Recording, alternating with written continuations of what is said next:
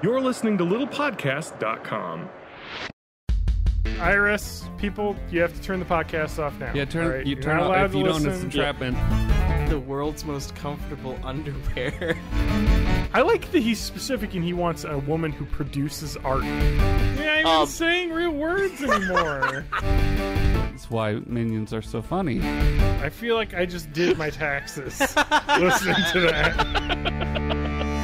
Welcome to Born in the 80s, episode 302. I am your host, John Dangereux, joined by my co-hosts. Matt Dangerhag. Thank you. And TJ May. T to the J to the Ms. A. How's life? We took a week off. Yeah, we took a week off. I've been streaming. All right. It's been quite the adventure. Well, that's good to hear. What do you stream, TJ? Oh, I didn't even see your face. I was getting the Twitch chat figured out. TJ, you look different. Yeah, I've slimmed up a little bit. Yeah, I'd say. You very thin around the midsection. Is that a long neck? It's a long neck. I've integrated man. with giraffe DNA. That's no good. Yes. Well, It was just a TJ, matter give of time. yourself a hand. He's our streamer of the month. Hey, I haven't given myself a hand in about 9 days. Okay.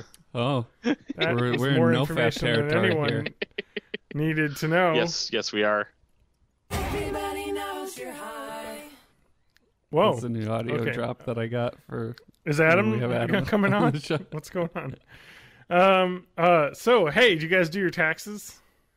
I Yeah, started. I already got it back. I did got my that this returns week. Don't use this. Don't use the TurboTax software. I used didn't the even know that was online still a thing. TurboTax. I use the online. I thought purchasing this software at Costco for the discount would just be a code to use it online. No, it is not. It is the software that does not connect, is very bad, and it won't connect to any of your previous tax information on TurboTax.com. So I didn't even know that software still existed. I thought it was fully just a moved over pass. to the web interface. I just thought it was for the web. So I bought TurboTax Home Business, which I did. I found out I don't need. So I overpaid for my taxes because for home and business, I have an LLC for an improv group I used to be in. And I thought I had to file business taxes even if there was zero earnings and no deductions. And it turns out you don't have to. You just can not list it as long as you're not doing anything with it. So That's awesome. great. It was the opposite of what I originally thought and / was like told through my research online. So maybe it changed in the last couple of years. But so anyway, but I got that in. I Uncle Sam, file give me my as refund. a small business for my music stuff, and the best part of that is I operate at a loss every year because Yay. I don't know how to business. That's okay. Well, you get to write that off in your income tax. So Yeah, so like if I buy fine. stuff specifically for music, I can deduct it. yeah, And that's the so fucking far awesome I spend shit. more on that equipment than I earn, like Yeah. selling songs and doing commissions and stuff. Yeah, it's basically if we wanted to use my LLC for Improv Experiment Royale, we could create like a little podcast LLC, and then all of our podcasting software we could write off our taxes. Can we You know, turn your LLC into like a super PAC? Is that a thing? I've been hearing some stuff on the news about how it's really easy to launder money. Yeah. So I So, think we should get in on that game. Okay, IRS people, you have to turn the podcast off now. Yeah, all right? you You're turn not off allowed if to you don't. It's listen. entrapment. Legally, you are not allowed to listen because I've told you not to. So you can't listen. That's how the internet works. No, I live in horrendous fear of being audited. But you know what the funny part is? If I was audited, I probably would end up getting money back for some stupid reason because I'm super picky with my tax returns. So Yeah. I feel like I probably would have either paid too much or something or because I'm usually super generous. Like, okay, for instance, now I know you two have done this every year, but in Wisconsin, sales tax used to not be part of Amazon, and it used to not be part of Steam, and you used to have to calculate out your Wisconsin sales tax for your state return and put that in there, what you should have paid. Correct. And I've done that every year, but I didn't do it this year because Steam calculates taxes now, Amazon calculates taxes now. Plus, I didn't buy very many games. The way I understand it with Amazon is because we have like a distribution center in Wisconsin. It's automatically calculated. Yep. Well, it all gets calculated now. So we get over. Oh God, no. Yeah, this is Econ 101 podcast. So welcome to Planet Money. Out how to learn.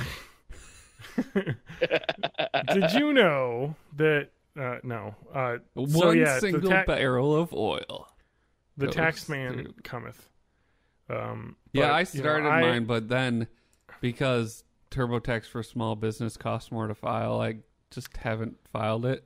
It costs so much to file. And I have to pay. I owe money on my federal bill. Yes. And I get more back on my state, so it's like a net positive. But I'm going to have to pay like $400 in to file my taxes and then sit on that and wait for the other refund to come in, which will probably take like over a month. So I'm just waiting until I can afford to do that. How much does TurboTax cost for you, Matt? I think it's around... Is it like $120? Yeah, something like that. For the home and business? Yeah. It's $80 for this thing at Costco. But it fucking sucks. And the amount of headache it caused me was not worth the $40 that I saved. But anyway. I don't have to do anything business yet. Maybe next year, actually. But this year I didn't have to do anything business. So you know how much I paid for TurboTax? Like $20. $0, you got the free one. I still qualify for the earned income credit because of children. So it's one of the 3 qualifying things to be able to use the tax freedom edition. Nice. Yeah, John, you should get yourself some of those tax deductions. Yeah, you get some of them kids. I made don't worry. less money this year than I did last year. My taxes will be horrendous next year because of the house that I'm going to end up owning. So, yeah, that's fun. It was a great conversation. Yeah, it's good. We're all everybody's having enjoying. We're having a fun old tax combo. No, I just am excited to. I get a return every year, so it's always nice to get that extra cash. And then yeah, it's all going into the house though, so it's not. I don't get to spend it on anything fun. I'm just battening down the hatches now, so it's fun. It's a fun world that we live in, where you have to be an adult my now. return is going to go to paying off credit card debt. Yay! Yeah, adulting is good. Great. Yeah, mad money. This is what we are. This is not affiliated with Jim Cramer Enterprises. This is the Mad Money, as in Madison, Wisconsin Money podcast. That's good. So trademark. We're not copyright infringement here. Yeah, we're also associated with the Mothers Against Drunk Driving. So yep. So the 2D Mad. Definitely no affiliation yet.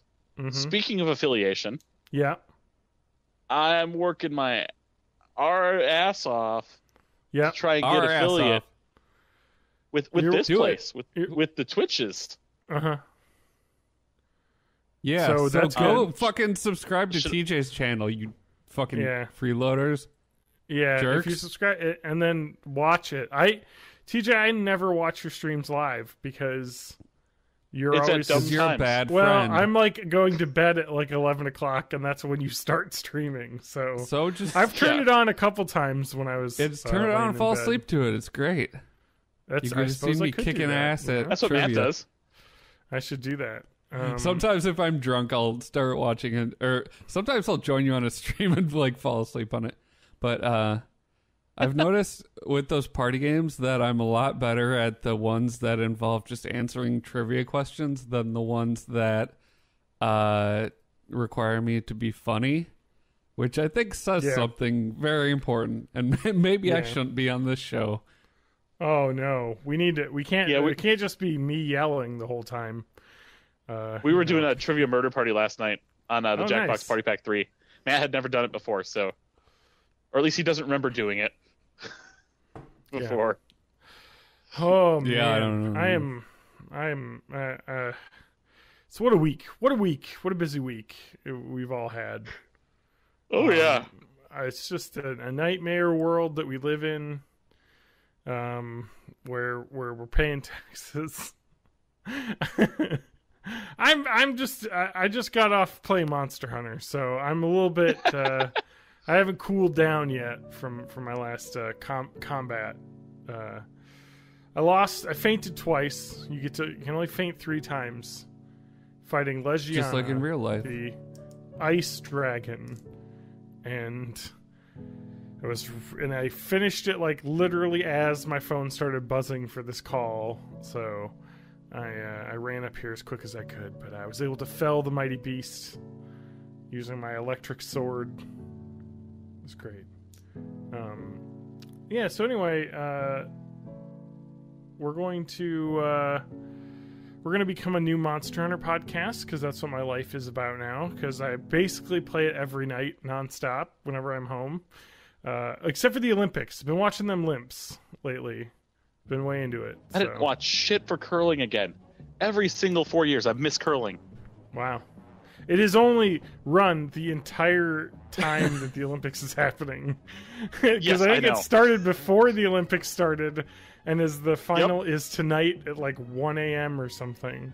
So the American men are going to be curling for that. So, yeah,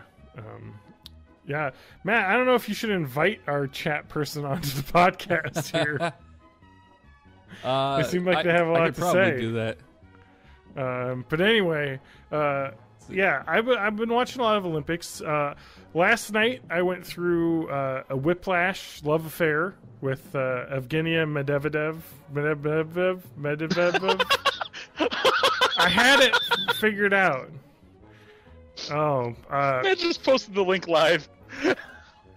Oh. No, I didn't see it. I saw it for a second. I went to the splash screen. Okay. Fine. Nobody cares. Okay, well, it won't be useful after the episode airs, and I think we can kick them out as soon as they join. So anyway, oh my god, she turns out she skated dressed up as Sailor Moon at one point. She's way into anime. And so immediately I latched on to this Olympic athlete. And she was supposed to be the favorite, but in heartbreak, it's like I didn't know who this person was.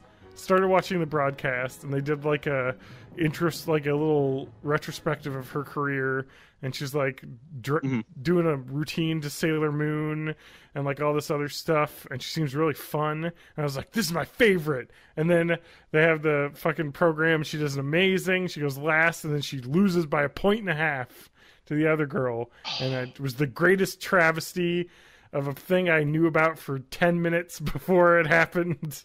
It was just a roller coaster of emotions because, no, I don't even know why. I was just all in on the anime ice skater girl. So sometimes when you fall in love, it just happens that fast. And it's okay because she's 18 to fall in love. Because not all of the skaters are, so you got to be careful. It's not like gymnasts where they're like all under 16. Yes, yeah. I know, right? Oh, well, not the American team last year. The American team had 3 people over the age of 18, so that's incredible. 3 out of the 5. It's a majority, but it's not typically that way. I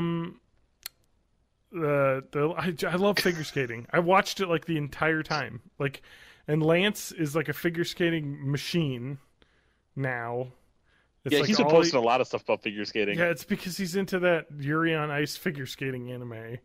So I heard it's good. I've heard it's really good too. I'm sure it's great, and I'm sure I'll watch it in a couple of years when it's all available on some streaming service. But didn't he order I think he ordered a Yuri on Ice costume. He has a Yuri on Ice tracksuit, yes, that he bought. There we go. That he wears out. I would like to say that is a cool thing to do. You know, if that's what you want to do, you can. He probably has to put clothes on and stuff though, Matt. You know, to get on the call. I know. So. I just wanted to make sure. So anyway, the Olympics are good and cool, and figure skating is good and cool, and I learned a lot about figure skating these last 2 or 3 weeks. And then I'll forget about it for 4 years, because that's how the Olympics works. And then it'll be completely different people next year. And I hope the anime girl can win, but she got silver, which is sad. Yeah, I've been boycotting the Olympics because there's too many national anthems for countries that aren't America. So that's true. I can't. That's fair. That's a fair criticism. I love me some America. So we didn't even have that in the list of topics, but you know, it's been a busy week, John. You can't be held responsible. Yeah. Speaking of anime, I've gotten bad. I'm a bad boy. I bought a Blu-ray that's coming tomorrow, and that is. Why would you buy a Blu-ray? Is Dragon Ball Z Kai, and okay, I'm gonna have it now, and I'm gonna watch Dragon Ball Z again. Complete collection. It's the entire Kai. No. It's the first season, so it's like 37 episodes or something like that. 30 episodes. Anyway, doesn't that really cover like 52 episodes of Dragon Ball Z content? Yeah, so let me explain Dragon Ball Z Kai out there for those of you.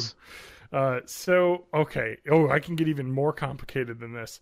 So, the original Dragon Ball Z, when it was on American television, was actually... was it Sunrise? I forget the name of the company that originally did it before... the one out of Canada or the one out of California? I think it's the Canada one. So here we go. So Ocean. So there was the Ocean Group dub, which was or Saban dub or whatever company it was. Originally did Dragon Ball Z. They did Dragon Ball as well. And they did Dragon Ball Z, and it was on Cartoon Network. And it was the first 67 episodes of the series reduced to 53. And then... Okay, never mind. And then, years later, the Canadian Broadcasting company or whoever was on Canadian TV produced an alternate English dub of the second half of the series, with Ocean Studios again providing the voice track. And this was the UK... cut as well as that. So basically what happened was they started doing the voice acting for it, and then they were like, we're done, but there's still more anime left, but we're not going to do it anymore. And so then there's the dub that I think most people know, which is so basically the first kind of series is the Ocean dub or the Saban dub. Oh my god, this is so complicated. From 96 to 98. And it has the original this is so complicated. I looked into this for a week and a half going through all of this fucking nonsense. I can't read the wiki because it's got too much stuff in it. So, yeah. But anyway, talk about the transition from talk about the reason why they decided to even make Kai. So okay, it's pretty complicated as well. So okay, I'm gonna just get a better story. Then they did Funimation, continued DBZ on Toonami, which is when I watched it after school in like the late 90s when I was in middle school, early high school. Got way into anime and Dragon Ball Z. I met Adam because he was wearing a fucking Goku t-shirt. And we hung out or whatever because we both like Dragon Ball Z. And so, yeah, basically, and then they finished it out, the series, as Funimation's dub, which had a different music score than the original Japanese. They had a guy come in and do it. And it's a very iconic music score. It's like... I don't know. So that's one version. There's like 17 versions of this that you can buy. And then that they digitally remastered into a DVD box set, which is big orange boxes, the uncut. So it's all the episodes, all 100 and, well, I don't remember, like 153 or some episodes, somewhere up there. And that is a terrible set that I don't want because it has taken the 4:3 and they turned it into 16:9 by cutting the top and bottom off the image, which fucking kills me. And it was the reason why I have been ripping all of my fucking Roseanne DVDs, because Lauren and I wanted to watch Roseanne again, and if you watch the stream on Amazon, it's a fucking 16:9 cut of the 4:3. So you know what you see? You don't see the top of anyone's head ever, because it's always fucking cut, and it pisses me off. And so, okay. So let's talk about, they put those out. All right. It's been years later. Nickelodeon wanted to air Dragon Ball Z. And so what they did was a thing called, well, okay, there's two different versions too. There's the uncut version and there's the Nickelodeon version. And that's Dragon Ball Z Kai. And they basically cut the series down to like, maybe like 90 episodes from like 150 or something. Because there's a lot of fucking fluff to cut out. And I understand it. I kind of want to watch the originals that I watched when I was a kid. But you know what? I figured Kai is simple. It's got most of the same voice actors back. It's cleaned up. It's like the correct like aspect ratio. They redid it basically. And so it's like a really good remaster. And a lot of people, and it'll be a new experience for me to see the story cut in a different way, and so that's my life.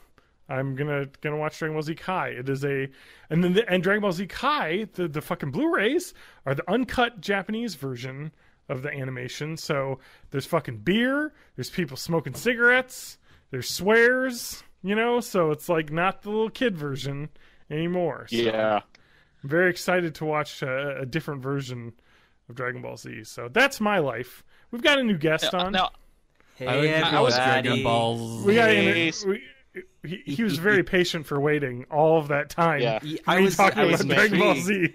I was intrigued because I had a very different I had a very different experience with Dragon Ball Z. Oh God. I think I did watch the same dub as you. Yeah.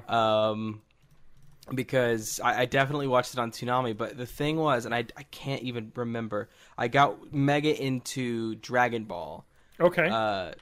And I don't remember even when they aired it, but it was definitely like Funimation, that dub. Because I know Dragon Ball got dubbed several times before it actually ran the whole series. Yep. And I was always just like, I would watch Dragon Ball Z, and because I was like a preteen, I was mega into like the whole fights and stuff. Mm-hmm. But I hated basically all the characters in it, and I would watch Dragon Ball, and there'd be like super fun characters.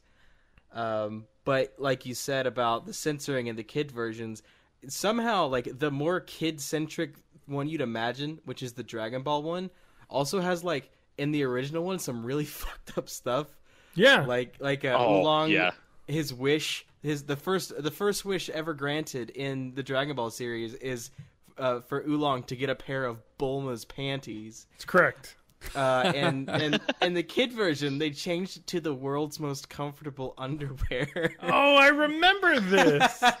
So I actually went through last year, going through, because on Hulu they have the original Dragon Ball Japanese version. I went through and watched those. I actually bought the manga as well for the original Dragon Ball, because I remember watching that version on Toonami and really liking it as a kid, and then it kind of went away because I think they only dubbed like the first season, basically, up through the tournament, I think, and then it ended. So there's a lot more to it, and so I kind of wanted to get into it more, because a lot of stuff happens between Dragon Ball and Dragon Ball Z. Goku's a fucking adult in Dragon Ball Z. That's one of the best. That's one of the best lines that I ever hear in there. Is Goku brings his son to go meet all the people he used to fight with, and Krillin immediately says, "Oh, so you and Chi-Chi did it, huh?" Yeah. And he's like, "Did what?" I know. So I believe that Goku reproduces asexually. Fair enough. Popped out a spore, and then there's Gohan via binary he buds fission. like a sea sponge. Actually, he's got the instant transmission thing, so he just spins around so fast that he just spawns like another him. Yep. He didn't learn instant transmission until like middle of Z. What are you talking about? I mean, now I was following the. Oh, go ahead, Spanky.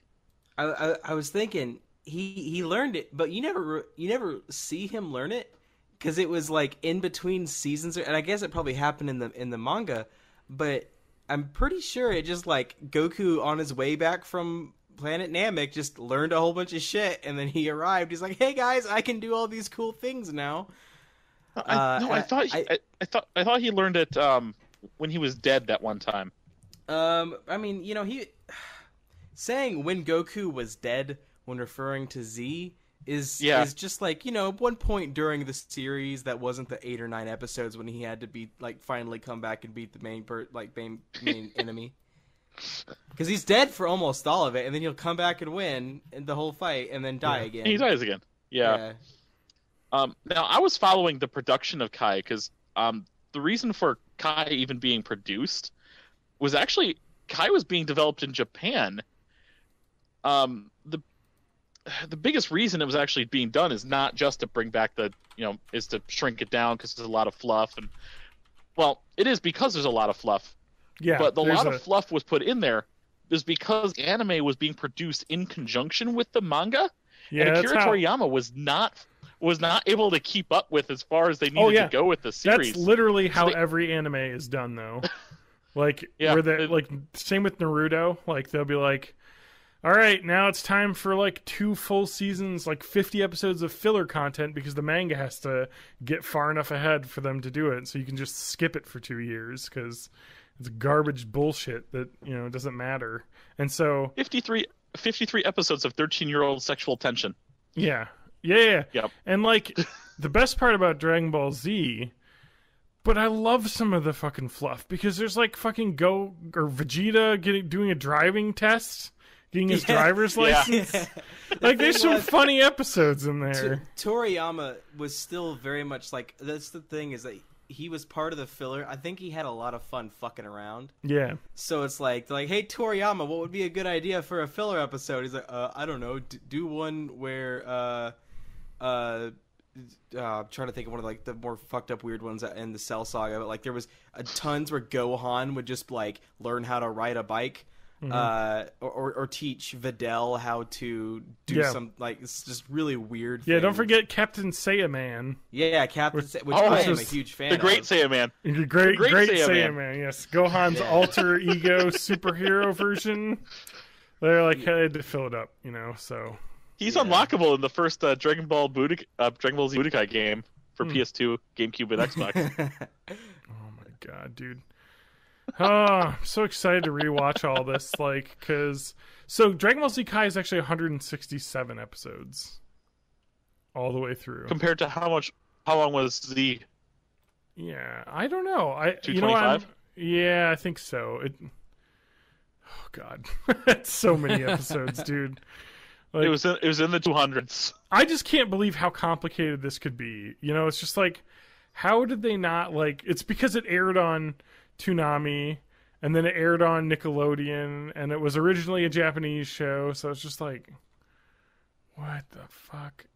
Is it sad that most of my Dragon Ball knowledge comes from the fact that I've watched only old Dragon Ball, a few sporadic episodes of the anime, and just played the Dragon Ball Z Legacy of Goku games? Man, those games are good though. They were great, except for Buu Saga. Boo's Fury. Sorry. The got just a Legend little of much. Goku was the one that I like played way too much.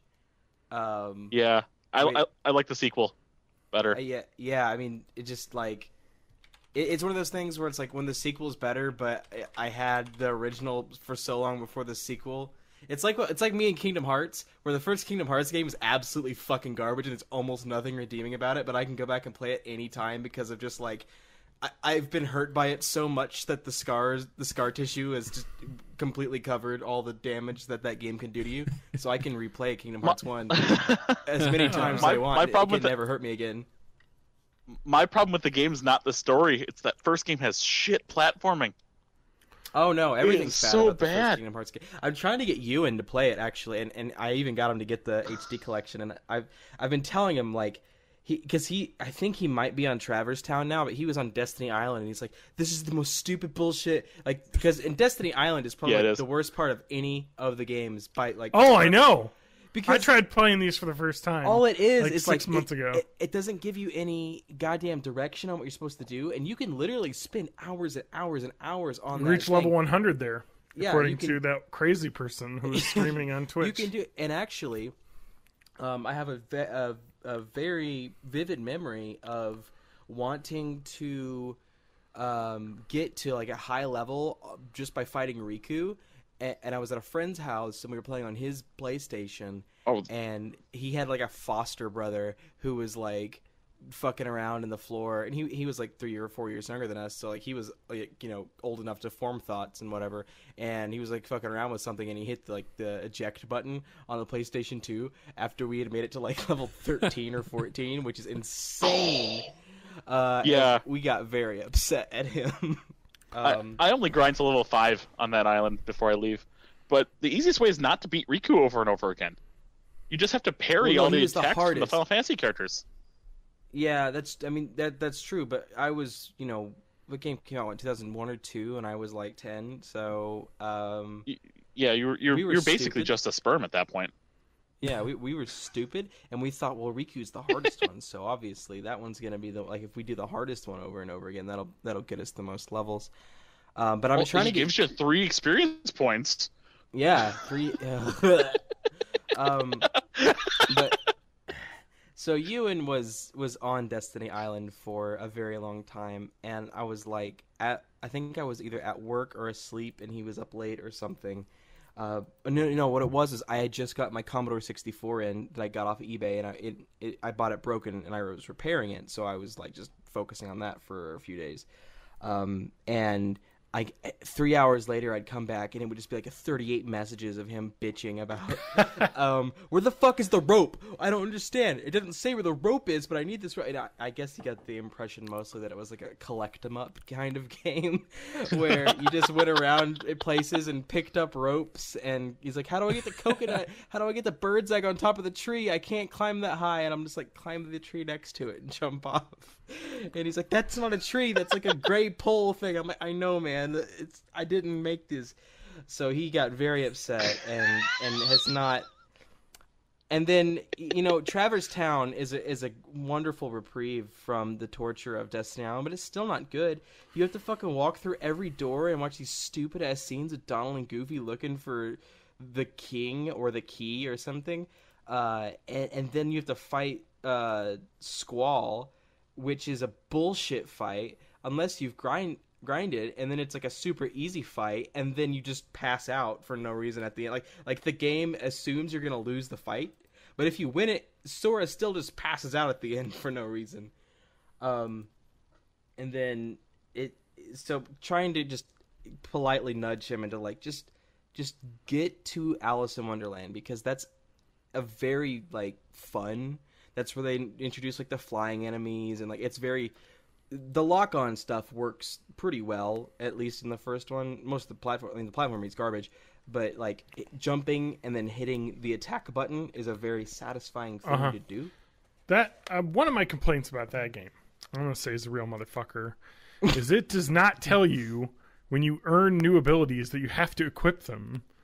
So the whole time I was like, shouldn't I be able to dodge roll? Like, what's going on? Yeah. And it's like, oh, no, you earned the ability to dodge roll, but you have to go into the menu and equip it, even though you had no abilities equipped. Yeah. It's like, why wouldn't you just auto-equip it until I have to start switching them around? Yeah. Like, oh my god. A friend who completed that video game with no abilities equipped. Oh my god. And it was so hard up until I started doing that, and then I was like, still had the original Keyblade equipped too. oh my god. Which is What? like, yeah. So I have no idea what level he must have been, but I went over to his house afterwards. And he's like, yeah, I finally beat it, but there's so much grinding, and I'm like, well, I mean, in the first part, sure, but like, grinding is only necessary for like the super bosses in the first Kingdom Hearts. Like the first part's very grind heavy. But because, like, without abilities and mana and spells, it's, like, lame and repetitive. Yeah, once you can do heals and, like, shoot people with big flame attacks and knock out a whole bunch of guys at once, it goes a lot faster. Yeah, and the game is actually not too hard to beat once you're at that level, but there's several super bosses. There's, like, the Ice Titan and Sephiroth and the, I think there was a dead kid or sick kid or something that they've named a boss after or something like that. He won a contest. Okay, I was actually thinking of the Phoenix mount from World of Warcraft there. A sick kid. Yeah, well, in World of Warcraft there was a kid who was sick, and he got the Phoenix mount named after him. Yeah. And then there's I think there's one more that the clock tower fight with the time dude. So there's a bunch of super bosses that you have to grind and beat, but like the final boss of Kingdom Hearts ain't that hard. Phantom. Yeah, the Phantom. That was actually the hardest one for me because I don't remember why. It was like it relied so much on the stop magic and like just it had a weird ass pattern. I was much like the only time I ever had a save where I grinded up enough to fight the super bosses was one where it was very much melee heavy, and I never really paid attention to learn how to use the spells, and I had really low amount of magic, and I never beat that boss until like my second time, and I never I beat Sephiroth and the Ice Titan. What? And I didn't. I still to this day can't beat any of those 4 bosses. Oh, I mean, like I was 13 though, so it's like I had. Oh, you had time. Yeah, I had no job. I had summers off still, so I mean that was. I remember. Adam, friend of the podcast, you know, I used to go over... Friend of the podcast? Well, I guess he is now. He hasn't been on it so long. But he hosts sometimes. I used to go over to his place just to hang out in, like, the summers and, like, you know, when did Kingdom Hearts come out? It was, like, what, 2000? 01 or 02. Yeah, so, like, when we were in high school, I would, like, go over there and he'd be like, yeah, let's just hang out. I'm playing Kingdom Hearts. And it would just be him running around in Traverse Town, killing everything, and just running around and then earning money to, like, level up. Mm-hmm. And then just, like, grinding. It was the entire game for him. The biggest bullshit thing about that, and I know probably what he was doing, is they had the synthesis, which was how you get like the ultimate weapons and shit. And it was based on random drops. It was like loot boxes essentially. Just random drops that would happen if you'd fight certain things. So you'd have to grind in specific places to fight really annoying enemies and just get enough money and the right materials. Now that dude with the big like monster-based shield, one of his random drops is Goofy's best weapon. Yeah, the Save the King? No, it's just the Defender Shield. I love that a random drop is the best weapon. Well, it's not technically his ultimate weapon.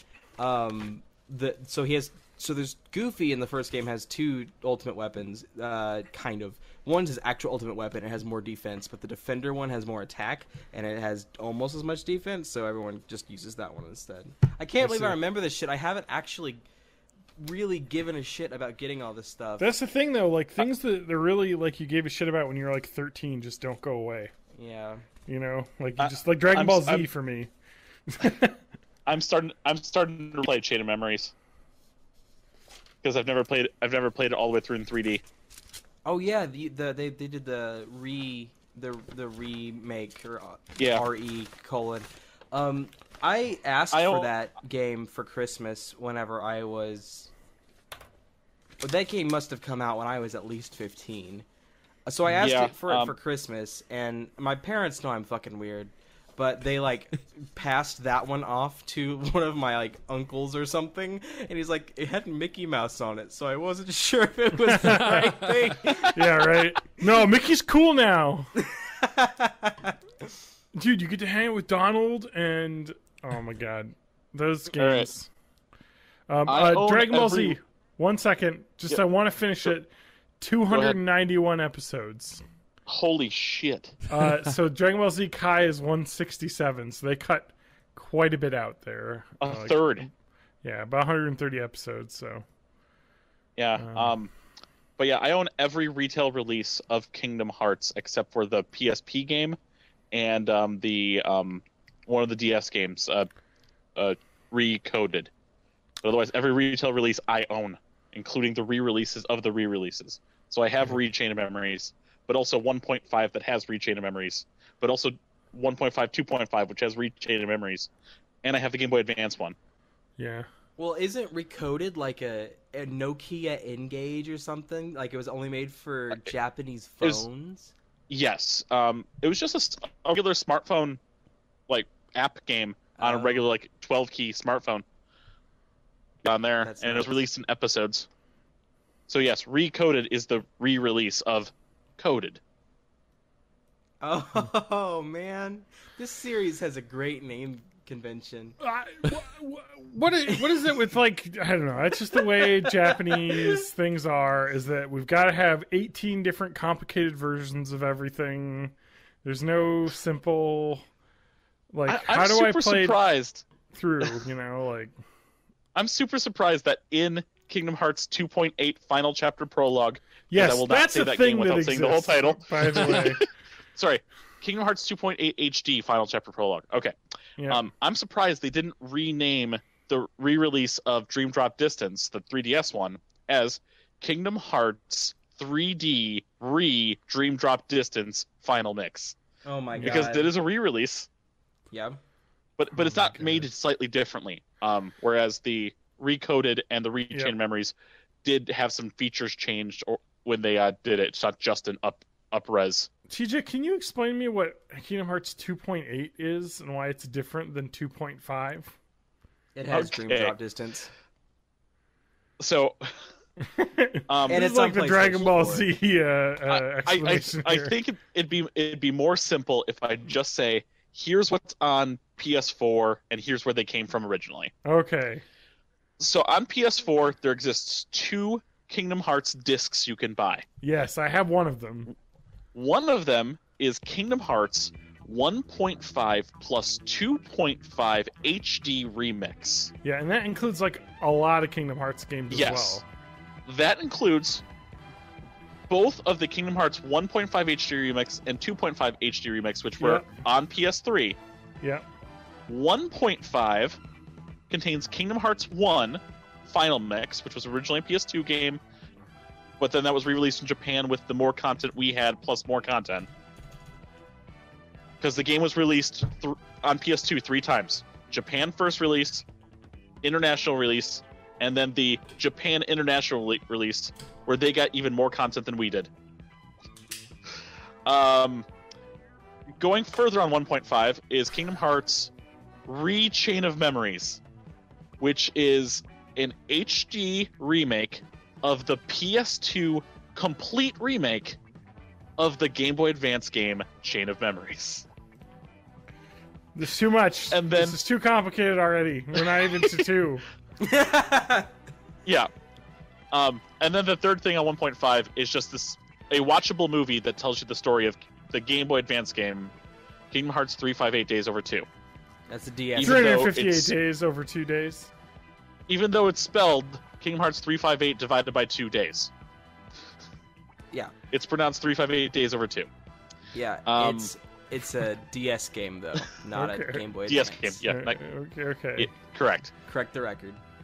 2.5 is Kingdom Hearts 2 Final Mix.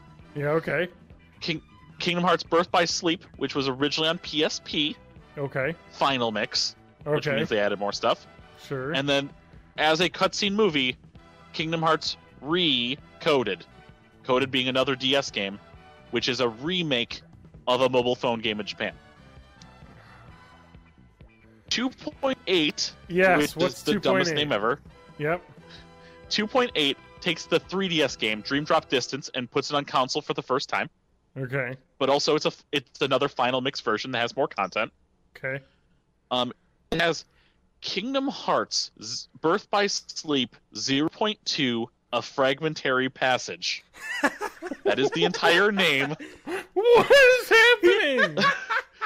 You're not even saying real words anymore. The secret ending to Kingdom Hearts Birth by Sleep starts you playing as a character from the game Aqua, and then it kind of fades out. Just kind of saying that, hey, we're going to make it equal on PSP. And it did. Well, they finally made it. It's also really short, and it's in this collection. Oh my god. And then there is a watchable movie in Kingdom Hearts 2.8, which is called Kingdom Hearts Key back cover. Key as in the Greek letter Chi, which kind of looks like a weird X. Yep. Like the first letter of Christ. Yep. That game or that thing is just the backstory to the mobile phone game you can actually get, which in the US is called Kingdom Hearts Unchained. How'd you do it, dog? We talked about doing taxes. I feel like I just did my taxes listening to that. It's fine. Kingdom Hearts 2.8. You need a degree to learn to go through all that. Yeah, Kingdom Hearts 2.8, plus the fact that it has a Kingdom Hearts 0.2 on the disc.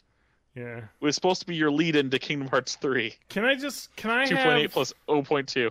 Can I... Your life back? When can I play as a pantsless monster boy? Because that's what I'm looking for. Any game, really.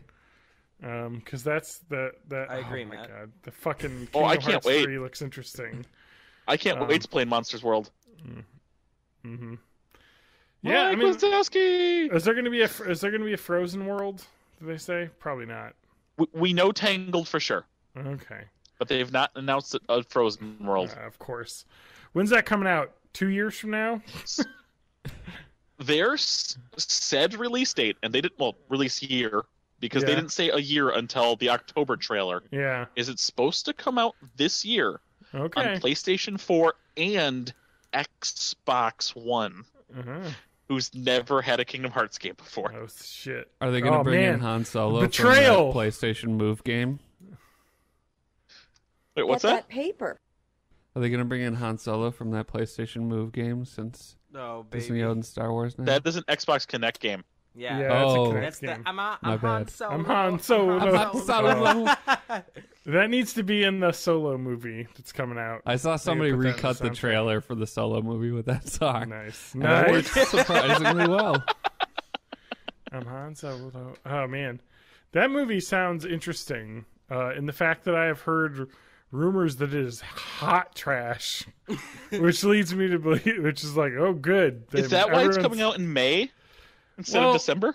Well, when you change directors halfway through, it's usually not a good sign. And then the person who's playing Han Solo, I guess, has never really been in a lot of movies before. So no, he was in Hail Caesar, and he's been in like artsy style movies. Yeah. Oh, it's that guy from Hail Caesar. Yeah. The Guys, fucking I thought this movie came country out like bumpkin boy. 22 years ago with Mario Van Peebles. Wait, You remember what? that movie? Nope. No. Reference lost. Part man, part machine, Total Weapon, Solo starring Mario Van Peebles. Oh nope, didn't see that one. Is that why they had to call this one Solo, a Star Wars story? I think that's their branding for non-episodic entries. But if anyone wants to see the poster for the Mario Van Peebles movie Solo, you can join our Discord by clicking the link at the bottom of Matt Haig's channel. Or sorry, it's not in the bottom of that. It's in our website, borninthE80s.net. Oh yeah, fuck. Oh, I gotta see this. Oh, that looks fucking awesome is what that looks like. Yep. That guy's a fucking badass. yeah. No, I was looking up Solo movie just because I wanted to see when I could get tickets for this fucking thing, and I searched Solo movie, and you'd think it's coming out this year. The first thing that's gonna show up in my search results is gonna be the newest movie, but no, Solo 1996 IMDb shows up, 3.9 out of 10 on IMDb. So I think what IMDb is trying to tell me is that I'm better off watching this movie. Like, they're trying to save me the trouble here. Well, and 3.9 out of 10. and That's a solid okay. Yeah. No, it's not. And IMDb scores that's like negative. They're usually between like 4 and 7. No, because it's not a 0 where it's so bad it's bad. It's a 3.9, which is so bad it's good. But IMDb never goes that low. They barely ever go below 5. And like the highest they'll ever do is like a 7.9. So it's like a 5 to 7.9 scale, and this got a negative 1.1. Yeah. I'm gonna read you this user review. Okay. I'm excited. Yes, please. I do a search for Tostitos crispy round tortilla chips in Amazon once, and now I'll never not get listings for this. Well, This review comes to you 24th of April 1999 by user Cross18. 7 out of 10 stars, not too shabby. Here it is. Solo is a pretty good movie. Mario Van Peebles is good as Solo, the Andreon soldier that learns to think for himself. When he escaped from his superiors and takes refuge in a small Mexican village, he agrees to help the villagers defend themselves against a rebel and his army. The action scenes are good, and the fight scenes end between Solo and the bad android is awesome. I feel like I need to run that through a quick spell check. Aside from that, grammatically, I want to reread the last sentence because it can be very different depending on how you decide to interpret the verbs. The action scenes are good, comma, and the fight at the end between Solo and the bad android is awesome. So you could say the fight between Solo and the bad android is awesome. Or you could say that the fight ends because the grammar is so bad. I put an it at ends there. between them. I'm being more grammatically correct here than Cross 18 user from 24th April 1999. The fight end between Solo. So maybe they're just saying that it ended, and that was the fight ended and they found a peace together, and that's the lesson of the movie. It's like you didn't even watch it. Registered for an IMDb account and used that account to review this movie. I'm gonna go ahead and see what other movies he's reviewed.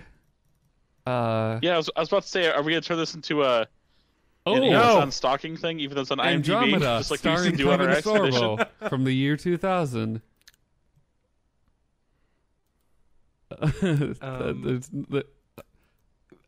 I'm just gonna. Patch Adams from 1998. Bad. That's his headline for Patch Adams from 1998. Bad. Death Warrant starring Jean-Claude Van Damme. Pretty bad. Pretty bad.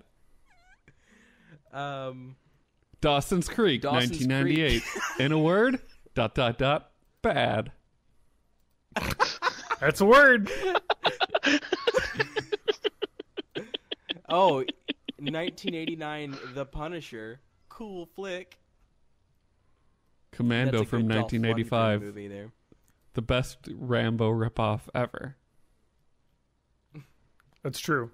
It Rambo was great. ripoff ever? Do you want to know what movie was released on the day I was born? Commando. Commando. There you go. Commando. That's awesome. It's a good movie to have associated with your date of birth. Matt. Drop Zone from 1994. What a rush. Matt, you need to talk about something now. What have you been doing? I played a game from the internet. This might be very hard for me to describe in an audio medium, which is going to make it great podcast material. But just go ahead and search for Puzzlement Steam, and you'll see what I'm talking about. But I played a $2 game on Steam called Puzzlement, and it's kind of like if you're looking at a cube-shaped diorama, and you're moving along the inside of the cube, and depending on how you cross over the various edges, it changes the perspective of the cube and fucks with your brain MC Escher style. This is making my head hurt. Yeah, right? Like, how do I explain this? It's like... It's Cube 2 Hypercube, the game. Yes. Yeah, it's kind of like that, or like a really fucked up Pac-Man. But it's only $2 on Steam. And he did have all those pills. Those $2. So I'd say Pac-Man's a pretty fucked up Pac-Man. Well, that's Puzzlement cool though. On that looks Steam. really neat. Try it. It's also I'm not pretty even difficult seeing the to search move, for and my head Puzzlement. hurts. Yeah. Yeah, it's like where it really gets fucked up is when you have multiple cubes together, and kind of like how your brain focuses on it changes the perspective of like what's facing what direction. So it's kind of like your brain vacillates back and forth. It's pretty cool. And and you should all get it. Okay. Well, it's only $2. Developers. Yeah. It's I beat it in a day pretty easily. It's pretty short, but definitely worth $2. Oh.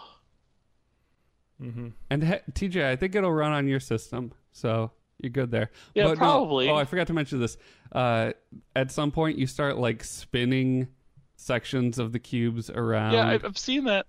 I'm seeing that. I think it's super mind bending. If I were to play this in VR, I think I'd get really sick. Yeah. That would be. I've gotten to the point where everything is. It should be. Everything should be in VR. Just a quick VR announcement. The formerly, I think it was Oculus exclusive, or at least PC VR exclusive. Virtual reality is coming to PlayStation VR in a month and a half. Oh, so yeah. No, that was on Vive on the PC too. But it's. Yeah. Have you played? Has Job Simulator come to PC or PlayStation VR? Yeah, it's on there. Yeah, I've not played it on there yet, but yeah, it has. Because it's by the same people, and it's just as great. And also, there's like a Rick and Morty skin on top of it, so that's extra fun. But yeah, I highly recommend both that and Job Simulator. Well, I mean, to be fair, you'd have to be pretty. You kind of have to be smart to understand the humor. Yeah, are you like smart enough to get like Rick and Morty's pretty humor? high IQ level? Yeah, super and high I IQ. understand. Some people just don't understand it. Because like some people are like they're like Rick and Morty people, and then some people are like Simpsons people, and like if you don't get it, that's fine. Just some people can't get it. It's so high level. Yeah, I mean, if you're a Simpsons person, it's fine. If you're like a Lisa Simpson person, then you're probably a Rick and Morty person. But yeah. I can't believe that happened. What are you talking about? Matt's referencing Ted Cruz, good old Cruz boy, Zodiac also known killer. as the guy who, also known as his father was the Zodiac killer. No, he was the Zodiac killer. His father killed Kennedy. Okay. Yeah. And he that is a also fact. Come at me, lawyers. He's also known as the man who liked a porn tweet on his main account starring an actress who looks very much like his wife. That happened. Don't forget that, everyone. How crazy has this year and a half been that I forgot that happened? Yeah, that happened. And he was like, oh, it was a fake. And it's like, dude, that chick looks like your wife. You just got horny on Twitter, man. That's what happened, Ted Cruz. That's cool, I guess. Ted Cruz also doesn't own tedcruz.com. Oh, yeah? He owns tedcruz.org. And this website, tedcruz.com is a website, and it only changes once every election cycle, so every 6 years. For Ted, but whatever he has made his main issue, the website will just say the opposite thing. So for the longest time, or in 2010, his big thing was like immigration or whatever. And for 6 years, TedCruz.com just said it in bold letters, support immigration reform now. And that was it. And I think now, unless it's changed, since he announced his candidacy, it said first woman president of the United States, and it had a picture of Hillary Clinton. Yeah. Yep, still says that. I mean, it only changes once every 6 years. So at the CPAC, which is the Conservative Political Action Conference, or whatever the hell that acronym is for. Oh, you have one of those machines. Yeah, I have a CPAP. He stated to the audience that the Democratic Party is the party of Lisa Simpson, and we're the party of Homer, Bart, and Marge, and Maggie Simpson, or whatever. The dumb ones. And it was like, what? Okay, yeah, people like Homer, but also Homer like freely admits multiple times, man, without Lisa, I'd be fucking in a lot of trouble all the time, because it's like, I mean, what? when you think about it in the greater history of The Simpsons, he's not actually wrong. No, it's something he shouldn't admit, but it's like, it's not like a good thing.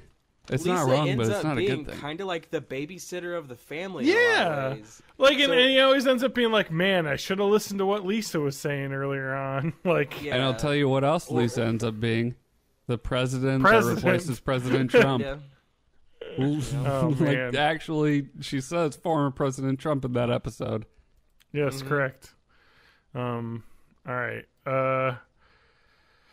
Okay, what do you guys want to talk about? I got a couple options here. I had a pretty big life event about a week and a half ago. All right, let's do that. So let me just find the right You gotta get your thing to musical play sting here. so I can... I've just got to get this musical We'll just sting happening. Right over. Sting, you met It's Sting, over here. the musician. I met the musician Sting. Well then, it's hacking time. I went to a little place called Olive Garden. And I'll tell you what they have at Olive Garden. They have handmade pasta chips. I know there was something actually fried happening in your life. and layered with Italian cheeses and a hearty meat sauce. Topped with cherry peppers and Alfredo drizzle. That's right. They have Italian nachos. Loaded pasta chip nachos. And I ate them. And I'm here to tell the tale. I survived. I'm looking up images of these pasta chips. These are chips made out of fried noodles and then covered in various meat sauces and Alfredo drizzles instead of cheese. I see jalapenos in there.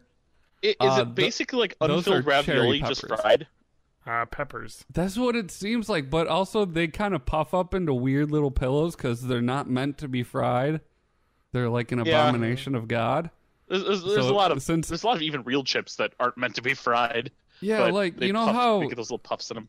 One of the big things about making any kind of bread product is putting a shit ton of air in it. That doesn't work out so well with the frying process. But man, this is way better than I thought it was going to be. I thought it was going to be hot garbage, but I kind of ate a ton of it. Well, I mean, when you think about it, it's kind of a neat concept because it's basically like a pasta dish, but instead of boiled noodles, you have fried noodles that you're eating it on it. You know, it's got like meat sauce. And you can eat it with your hands. It's free. It's pretty like... Yeah, so... It's like the everyman's pasta dish. I think on the show before I've mentioned that I'm like a human garbage disposable. I will eat fucking anything. Oh, we've talked about Hack the Menu on this before. Yeah, so yeah. When I hear this, all I can think of is like, yes, like you can take it. To me, it's all the same shit. I can blend my food. I don't care. It's the same shit to me. So what I'm thinking is like, here's this Italian food, which typically is a whole ordeal you gotta go through. Put the napkin in your lap. Get the silverware. You have to use forks. Tell them when to stop with the cheese on your fucking salad. With me, I'm a cheese. I like cheese. So when they're doing their cheese, like say when thing, like it gets to the point where they start looking at me like, "Come on, motherfucker, you gotta say when at some point, or else I'm just gonna stop." But I'm just like, "No, keep going." So there's a lot of judgment involved. do me a favor and just put the block on top. Yeah. I'll be happy. Yeah. So I've got some bad news on that front for don't you. even You shred do it. have to. You do have to do that dance with these nacho chips. It doesn't come with the cheese pre-applied. You've got to make eye contact with your server, and they see how much you're putting on there. Oh. But you I'm sorry, Matt. You want it all on there. So all I can think of with these nachos is this is making Italian food easier for my garbage disposal landfill style stomach, so that I now have a handle. I don't have to use silverware. I don't have to have a shovel. I can just go in and finger paint and just throw this stuff down my schnoz, and it's great. And I gotta go to Olive Garden tomorrow. I want to say Olive Garden, that they're not like the Taco Bell of sit-down restaurants. That's exactly what I was going to say. Is they need to just pivot and just go full-on nonsense Taco Bell with their Italian food, because they're not ever going to be authentico Italian. Just go fucking but I really weird did with feel it. like I was family when I was there. Well, that's good to hear. Well, you know what? I would. Taco Bell is awesome. Do you see Taco Bell is now the fourth biggest restaurant chain? It just beat Burger King. It took over Burger King. So number one. Do you know what the number one chain is? McDonald's. Probably still McDonald's. Domino's. McDonald's. Yes, definitely. McDonald's. Partnership. Oh shit. McDonald's is number one. Number two is Starbucks.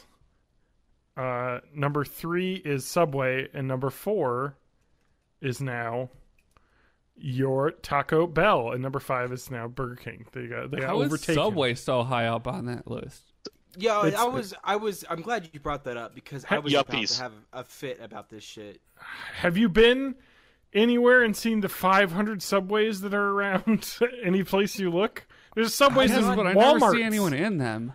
But I guess around here we have like a bunch of competition. We've got like Milios and stuff. And and here's the thing: every Subway I've ever been in, there's been one person working the counter. I'm not convinced that more people work there. Yeah. And the reason why is because almost all of the food is either something that's frozen that they microwave in front of you, which is fucking weird, or it comes out of these like plastic sacks. Like they package the meat in like sacks so that they just stick it into the metal containers and then peel the part that is meant to be peeled off of it, so that like they don't even take it out of that plastic it was shipped in. So it sits there in that gross, slimy like filth that it was shipped to them in. You eat fresh. Come on. Yeah, and then they put that shit on their bread, which they do make their bread. They do cook the bread every day. I'm a fan of Subway's bread, and even though it's frozen dough that they make, like it's hard, like it's bread out of the oven. It's always going to be. But you can get that shit day old. You just have a whole bunch of bread for yourself. I like Subway all right. It is not my favorite like sub place by far, but it's edible, and I live about 50 yards from one, so. It ends up being that I don't feel like doing anything. I can just get a sub for like $6. Let's go. And if you like walk to Subway every day and have that, you'll lose a bunch of weight and make a bunch of money and then be a pedophile. Yeah, that's how it works. Yep. Matt from Madison, Jared Fogle. He's from Madison? So so his Subway, he's not from Madison, but he went to UW-Madison, and his Subway weight loss story happened in Madison. So you remember on Regent Street, the Subway that used to be underneath the Regency or whatever, the Edge. The Regent Towers. Yes, the Subway that used to be under there was the Subway he would walk to get subs. It is not a Subway anymore. It's gone. That's really blown my fucking mind that he was here. Yeah. Oh, yeah. Oh, man. Oh, yeah. Subway Jared, man. He ate his Subway in Wisconsin, so. I'm located in between. I'm not located close enough to any restaurant that I can say I'm going to walk over there and get some food. So I have to drive, but I'm in such a spot that my choices are all very hard to make. I have to drive a little bit further for Taco Bell, so I mean, you know I love the T-Bell, but it's not Yeah. the quick go to I got to go through stoplights to get the T-Bell. Well, so here's my Taco choices. Bell is like the fast fashion of food, so I've it's got worth that effort. I've got a McDonald's, but Okay. it's a gas station McDonald's, which means Oh, the no. drive-through lines move very slowly, and there's no they're not very long drive-through lines like you'll find at McDonald's. Like the 2 places to order at, it basically is a 3-car from the ordering screen, and that's all you get. So that's typical unless there's no one there. That's typically not it. Then I have Brahms, which I don't know if they have Brahms in Wisconsin. Nope. No.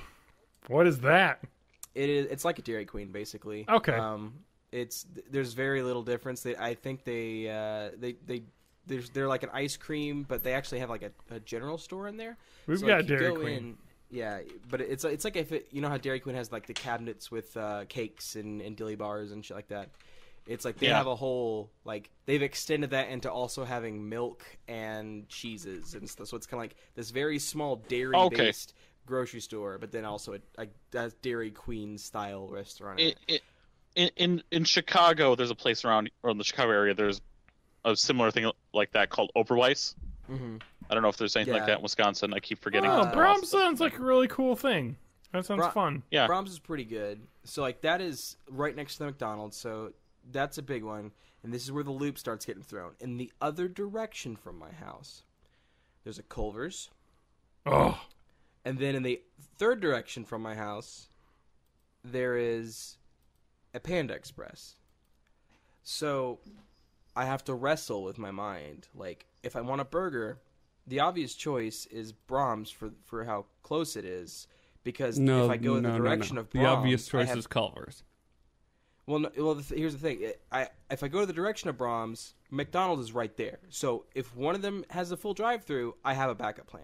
Right there. Okay. Culver's is off by itself. But And it's if you go to Culver's. Culver's, you are going to be waiting for several minutes. Yes. Yeah. Yes. There's Culver's is always a overtime. wait.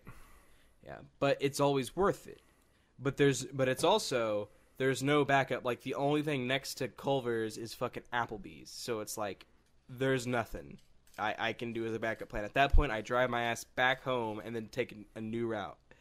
And then there's Panda Express, which is definitely it's the only thing that's not burger really that's near me. So it's like if I don't want a burger, I'm limited to Panda Express. So Panda Express is pretty good though. For fast food Chinese, it's not bad. Yeah, it's definitely not. But another thing is, I live in Springfield, Missouri, which the Mm-hmm. only thing Springfield has done that isn't garbage that you might know it for is cashew chicken. We did cashew chicken. We made it basically. Really? Yeah. Well, I love cashew chicken. I think some immigrant came to Springfield and was like, you know what, I can just take this au jus like gravy thing and put some green onions on some chicken and throw some cashews in there, and that's food now. But what this means is, I'm not trying to focus on the cashew chicken because I don't eat it very often. I eat general chicken very often, but there are so many fucking Chinese places in Springfield. There is one on every third block. Sometimes there's 2 right next to each other. There's so many Chinese places just because we're the cashew chicken place. So I've been to, I want to say 20 or 25 Chinese places in town. And there's one that it has the superior general chicken. So if I'm like, I don't want a burger, I want something else, my only option is Panda. So then I'm at Panda, but then I'm like, well, that's Chinese food. And if I decide on Chinese food, I want to go to this other place that has the best general chicken in town and not settle for Panda because it's $1 cheaper. You get twice as much at this place, and it's the best in town I've had. Problem is, it is literally, so I live on the south east end. It is literally on the northwest end of the city. So it is like a 20-minute drive for me to get this general chicken. So it's always hard for me to be like, I'm just going to go grab a quick bite because I have all these logical loops I have to jump through, and then I just think about it for a while, and I get very hungry, and I can't decide, so I call Domino's and get delivery.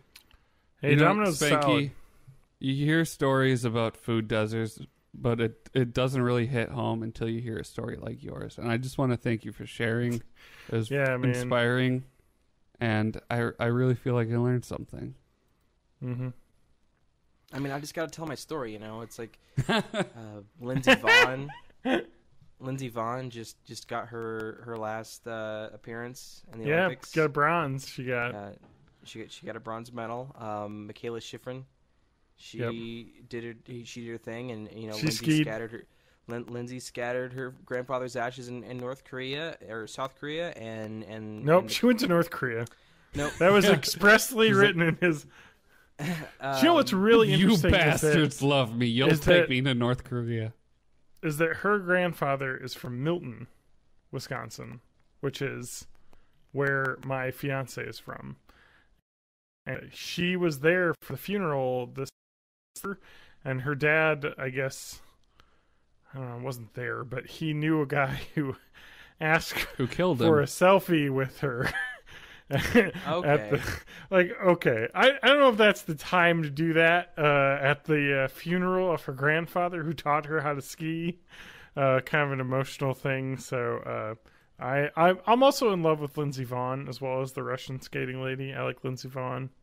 So I gotta ask, were you team? So you probably had the same thing that I did, where you learned about these people. Basically, I've been Team Vonn since 2010. So no. Obviously, Vonn and Schifrin and the Americans. I'm talking about Zagitova and Medvedeva. Yep. You probably learned about them a few days last before. night. Yeah. Well, I mean, I said it was a whiplash romance and heartbreak with Medvedeva. Medev. I play her in Heroes of the Storm. Yeah. I watched the team event, so I knew about them, and then I also watched the short program.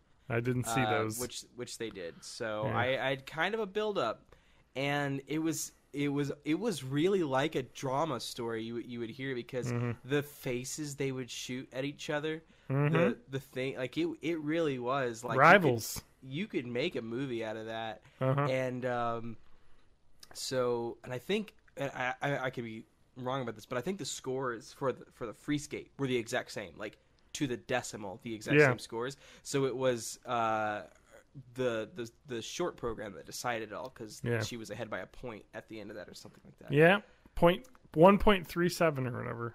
And this thing is like I could never decide who I wanted, because Medvedeva, she's I think 18 or 19. 18. So it's been 2 years since she's been on the scene, and everyone was and they said it a lot. Tara Lipinski and Johnny Weir in their commentary said a lot that it was basically like this was going to be her coronation. Like everyone knew she was going to win gold. Yeah, she had been gold world champion 2 years in a row. It was time for time. Yeah. And then this other girl who's I've just said her name, and I've now Alina Zagitsatova. It's funny because I just said her name, and now I've heard. So Yevgenia Medvedeva, I can remember that one, and then Alina Zagitova.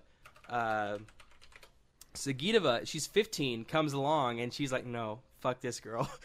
I mean, they're both from Russia, and she's like, "Nah, fuck this girl. I'm gonna win gold. Fuck her. I'm only 15, and this is her coronation. I'm gonna fucking win." And when they announced who won, Zagitova, who won gold, had this like evil, maniacal grin on her face, because she had like this doll in her hand. Yeah. Medvedeva, she had a Garfield doll. Yeah. That she picked up. She was holding a stuffed Garfield. I was like, could she be more my favorite thing ever? She's got a Garfield doll. She once dressed up as Sailor Moon and skated to the Sailor Moon theme. Like, this is... Yeah. Sorry. Continue. She in the Sailor Moon one, she even like lip synced to the Japanese.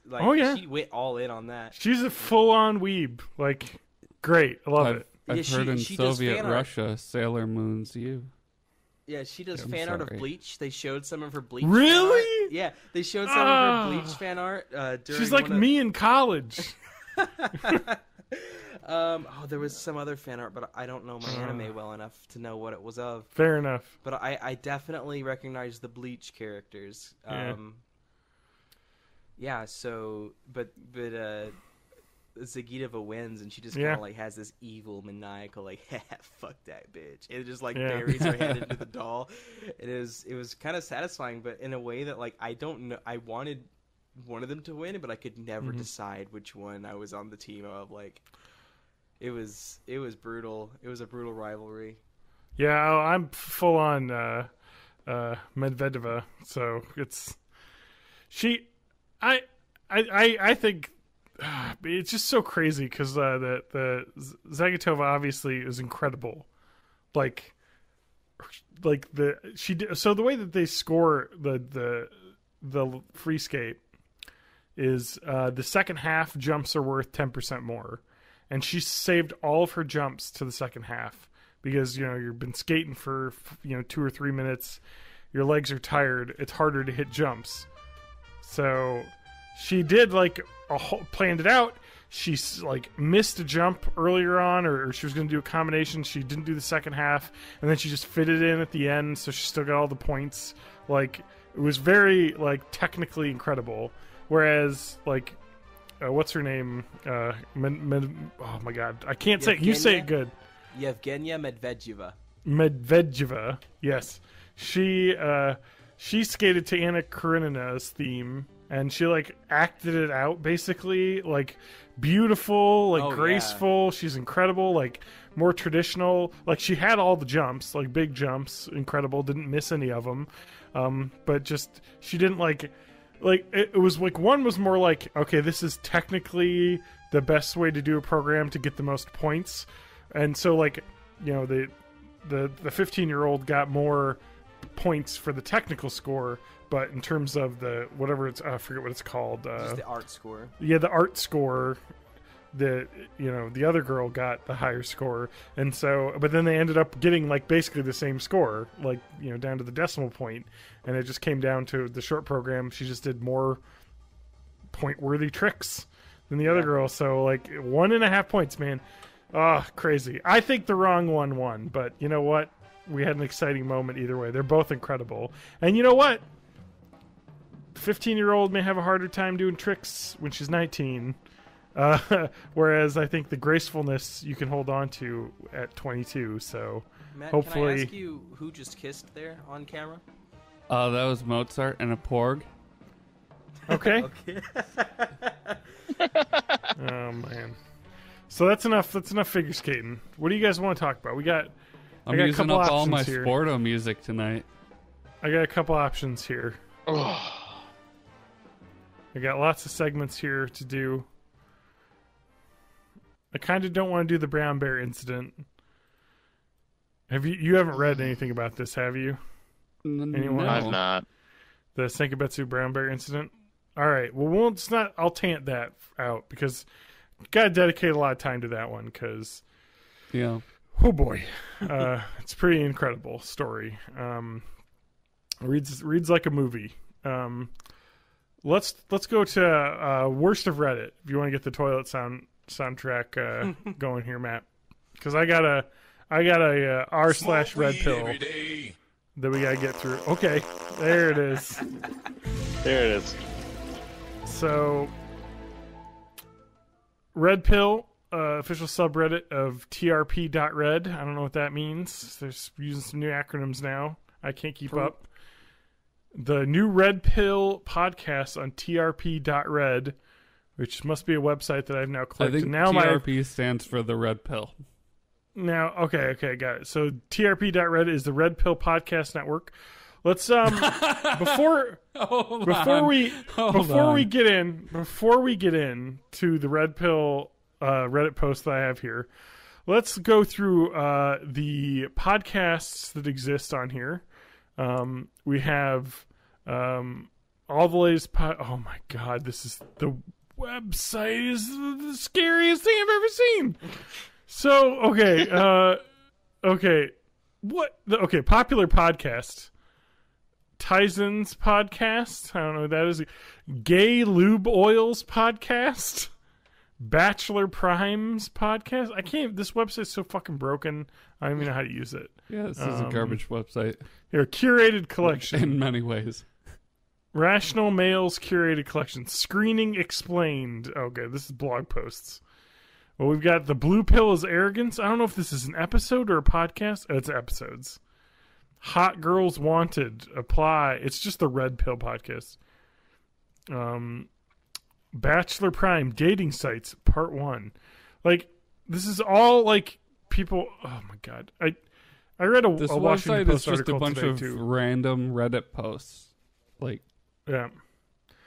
Like, I understand being single and frustrated as male, but it's not gonna. You're not gonna get anywhere doing this kind of thing. no, You're not the gonna opposite happen of for helpful. you. You're going the wrong way. You've turned the wrong. You've turned the wrong way down the street here. But let's go back to this Reddit. This has got 86 points, 89% upvoted from 06 February 2018 post. The need to be lavish on dates. This is under Blue Pill example.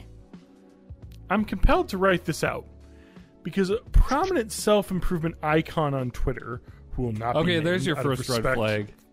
for the rest of his work, who is also followed by many ECs. Can somebody figure out what ECs means?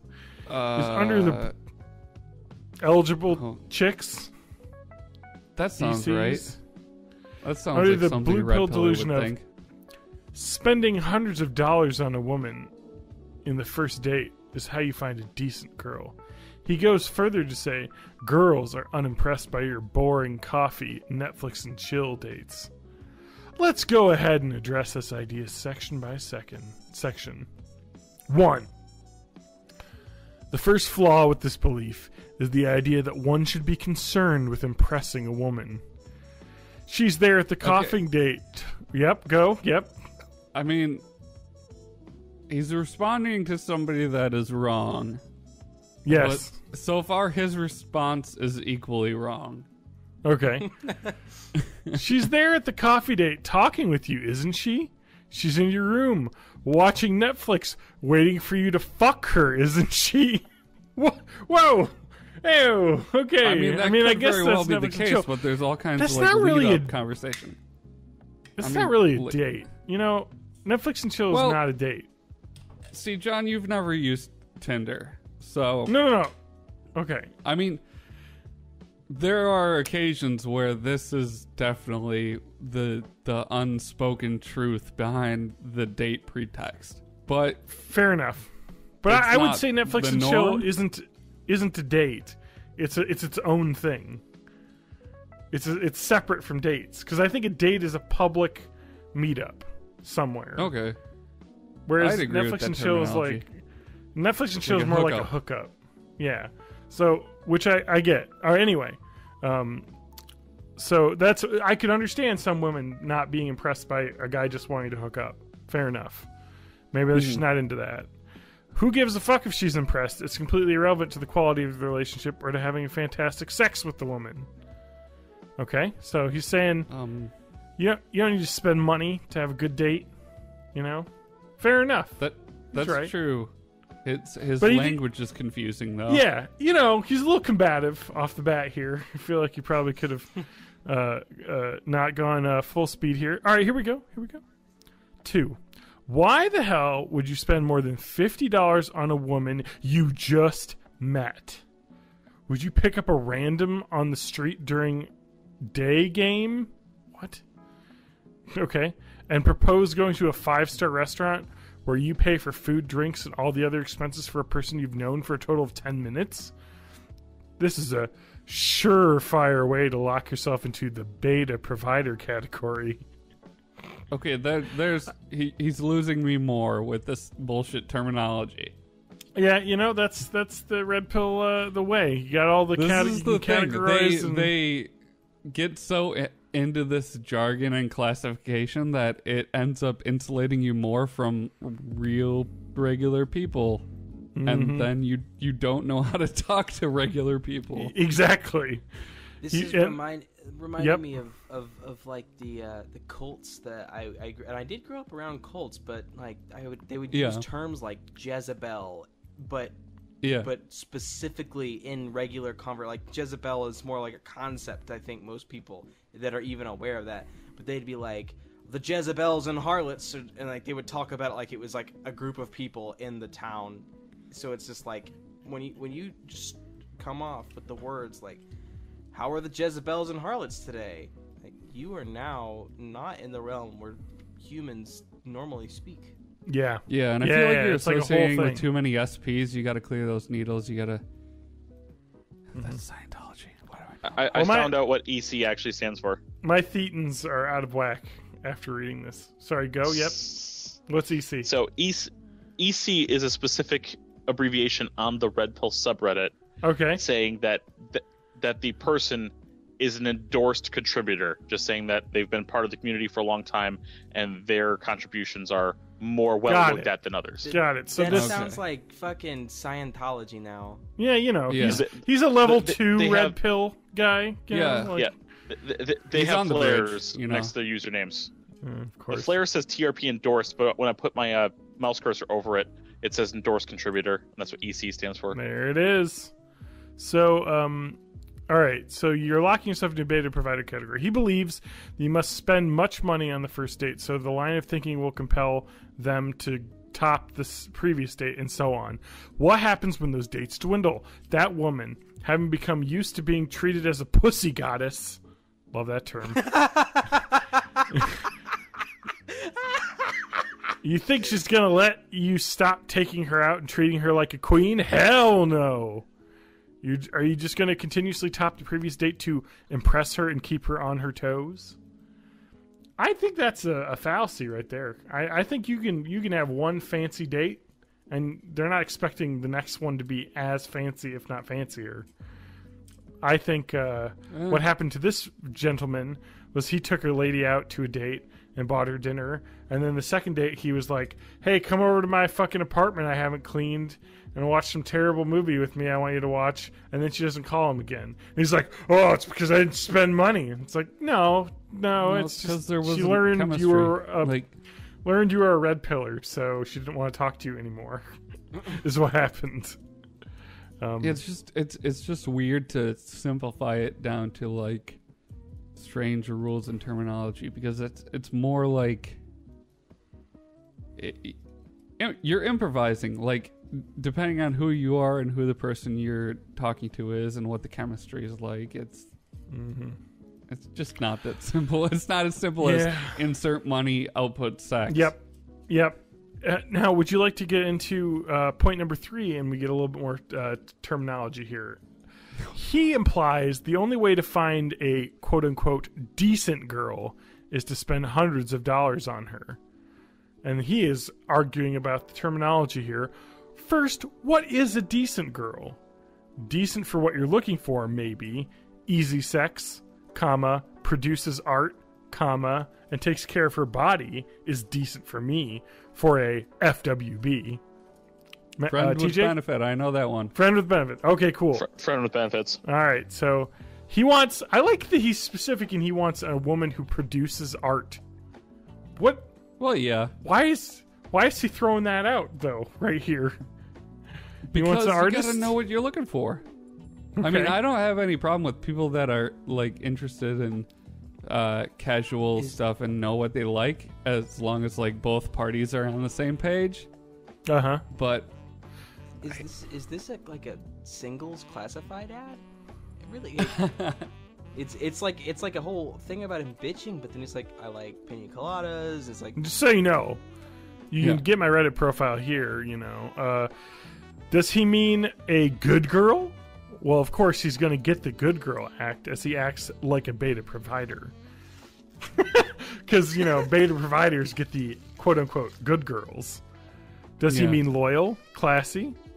Perfect example. You guys, I got this. It's a perfect example of Madonna whore complex. That's the term. I know that one. That's a real psychological thing. Okay. That happens with serial killers frequently. Where they have a false dichotomy that women are either like a saint or like demons, basically. Like there's no in between. and then like usually they murder them. Like I've literally only ever heard that in the context of serial killers, and I guess that's a red pill thing. Yeah. So no, this is interesting too because he totally pivots here and makes an excellent point. Believing only whores would have Netflix and coffee date. Loyal, classy wife material girls would only go out on $100+ first dates. Truth is, quote unquote, decent girls can still easily be found by taking them to a pool hall, and you still save the money. I think he's right here. He's made a point here because he's saying that this guy is saying the only way to find decent women is to spend hundreds of dollars on a date. And if you're not going to spend the money, because this is the fucking red pill men's rights like fucking nationalist movement here is you gotta be traditional. You gotta be a man spending lots of money on a lavish date, or else, you know, if you're gonna just go on Netflix and chills, you're gonna only end up with trash, you know, and not a decent girl. So he's saying no, hell no. This guy's pushing back against the red pill world here at this point. Or maybe I'm reading too much into him. I don't know. I think there's some troubling stuff in what he's saying. I love how literally he's trying to make good points here, and then he completely fucking ruins it by the next words he says. Yeah, this is all coming like, from... It's true that you don't have to spend a shit ton of money on a date. You can just like go out on a casual hangout kind of deal. But then the way he couches that in like some women are decent, some are whores. Yeah. Like... This is just this weird quantification there. Yeah, you know, he's making a good point here. He's like, you know, all right, but I don't know about y'all, but I'm not spending more than like $20 on a hoe I just met. Yeah, following that up with some good language here, and that's taking her to the gun range. This guy is suggesting gun range a metaphor or a real gun range. Cross-world cruises, jet skiing trips, and lavish dinners for a girl he hasn't taken out. Hasn't even fucked yet. Oh, man. You can't spend money. Dad? You can't spend money on these women until they've had sex with you. Oh, my God. Just immediately. And the funny kicker is this guy likes and retweets the women who flock to his post who say, if you try and take me on a coffee date, I'm out. If you take me out and try and screen me, you're wasting my time. If you won't take me on a nice date, someone else will. Fuck off with your pussy date. Translated. I'm entitled to your time and money for blessing you with my limited attention and a date. Even though we just met. You won't fall for my provider trap. Someone else will. I love that part of the pickup artist kind of community that's become the horribleness that is Red Pill is like... men and women are like fighting each other for a date, and like women are trying to trick you into providing for them, you know, and trick you into doing that. So he's just saying that anyway. Well, I've only been on like 3 dates my whole life, and 2 of them I didn't even know they were dates. So that's a good sign. Maybe this dude is onto something. Maybe I've been tricked. Yeah, I've got some books you can read. This man named Mystery, he has a very fuzzy top hat. He's written some stuff that you should probably read. Oh my God, yes. Oh my God, dude. This is the worst, like, it's just, the red pill is the worst thing. Can I throw out a fantastic recommendation? For anyone who's looking for some some autoplay stuff there, some just real dating advice. Check out Video Game Donkey's YouTube channel and his playthrough of Super Seducer, because you'll learn some really actionable advice. Yes. And, oh my God, Super Seducer is the pickup artist like simulator. Mm-hmm. That he plays? Oh my God. It's live action video, because those games are always the best. What is it called? Super Seducer? Super Seducer is a game. Yeah, there it is. I can get that on Steam. It's not out yet. March 6th. What? So Donkey got a fucking pre-release copy? He's up there, man. Do you know that he's in Madison right now? Yeah. Wait, He lives Donkey's in Madison? He lives in How Madison. the fuck don't I know that? He's massive. Yeah, he lives in Madison. He went to school. He was from Milwaukee, I believe. Went to school in Milwaukee, but he moved to Madison. Yes, he lives in Madison somewhere. So go stalk him, Matt. That's weird. Get him on the Let's get him on the podcast. show. Yeah, all right, you do that, Matt. Yeah. Is Dunkey like a YouTuber or whatever they're Yep. called? Yep. Yeah, he's like a Let's Play YouTuber, dude. Sounds awful. No, let's play. Just a comedic gamer. Yeah. Yeah. He puts out like heavy. every week like a 4-minute, 5-minute video of him just kind of fucking around in a game, Like the in a heavily really weird edited way. kind. That Yeah. those are the only gameplay videos I'll usually watch. Because Video I don't games want to are watch bad. somebody It's like just...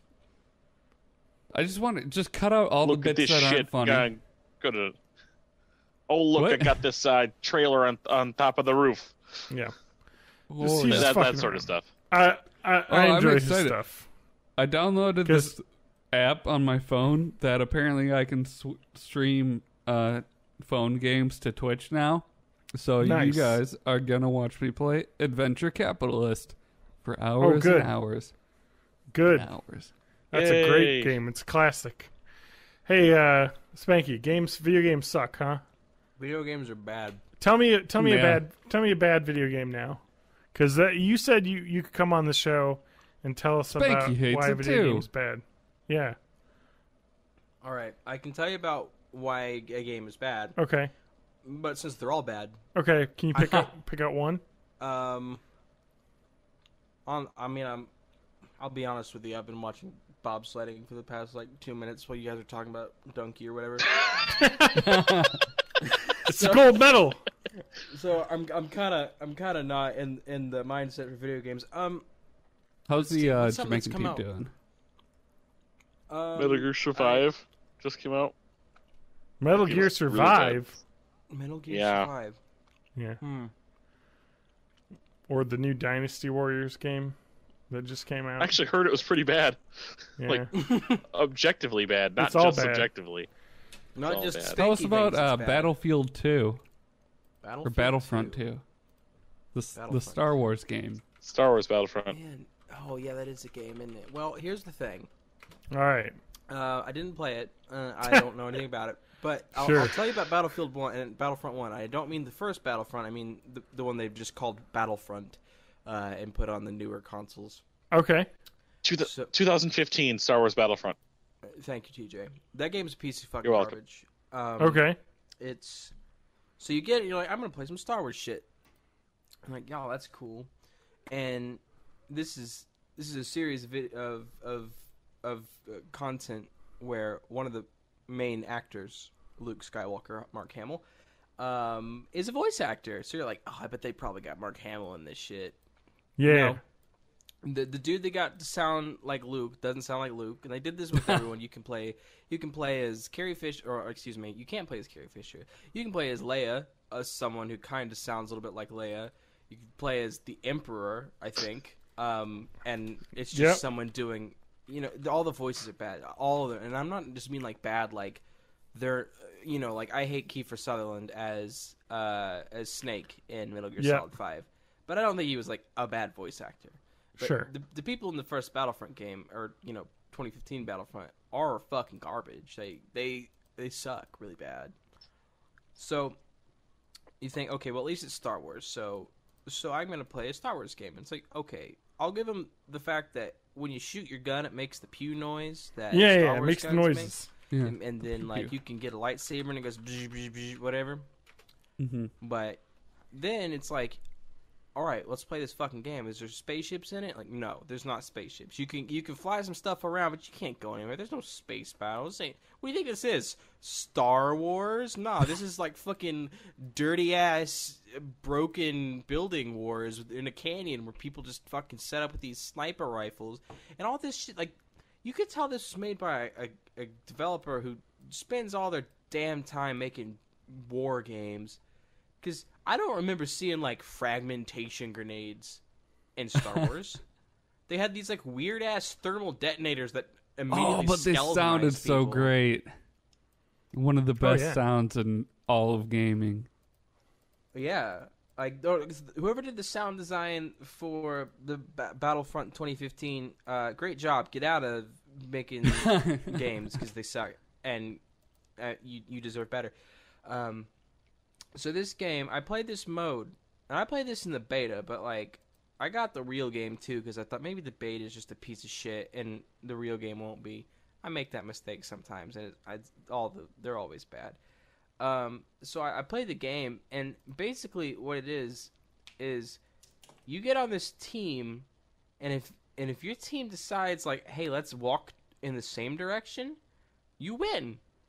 But what mostly happens is your team's like, oh fuck, I'm gonna run and try to get the Darth Vader power up, because you can't really play as Darth Vader. You can just kind of like pick up the power up and play as him until you die, and then you respawn. So people are just like camping these fucking power ups to turn into Darth Vader, and they just kind of spawn randomly. No one knows how to fucking kill the AT-ATs. It's like there was a movie about that. Yeah. Okay. I think we all know how to kill them. If you're familiar with the source material, you should know how to kill an AT-AT. Yeah. So I play this game, and I get into the snowspeeder, and I'm like, I'm gonna wrap up around these things' legs. First of all, you gotta be a motherfucking, like, you gotta be able to unsnap a bra with your farts. You gotta have that kind of finesse in order to pilot this snowspeeder around these legs. Because like the things walk in between mountains and buildings and shit, and it's like you get this weird view where it's like you're not in your cockpit. So when you turn left, and it's total fucked up. They got this right in Rogue Squadron in like 1998 for the 64. How'd they fuck it up in 2015? Anyway, so that's hard. But not only that, no one wants to like, oh, let's protect our snowspeeders. What they're thinking about is like, let's see if I can like go and get a sniper kill from way ass back here. You can shoot your laser pew bullets things at the AT-ATs. Yeah. And then it hurts them, but no, they don't. It's like, so what happens is your team is just like fucking like let's pew pew pew and try to beat Darth Vader, but then the AT-ATs, they just win because it's like no one fucking shoots at them. So it's like maybe I should play team deathmatch. And as far as I know, you can't just be like let's play team deathmatch and do it. It's like you get into like queues of like maybe you'll get team deathmatch, but other times you'll get like other deathmatchy type. It's like fucking weird. Yeah, I remember that game just being like, man, this is just not like it felt empty. Like it was flashy, but there wasn't anything there to keep me. It looked very much like a game that you could pick up and have a good time with, and it played like a sack of hot shit. Yeah, it looked absolutely beautiful, and that was my same experience with the beta for that game too. It's like, we're in the snow level, and they're in the AT-ATs, and I guess I just wait here until we all die. Yeah, because not a good game, and it sounds like the sequel wasn't much better this time. But hey, you get loot boxes. So you get that nice little rush of endorphins from gambling. Oh, they really fucked loot boxes up for everybody though with that. So yeah, thank you, I guess, EA, for ruining loot boxes for everyone because I hate them.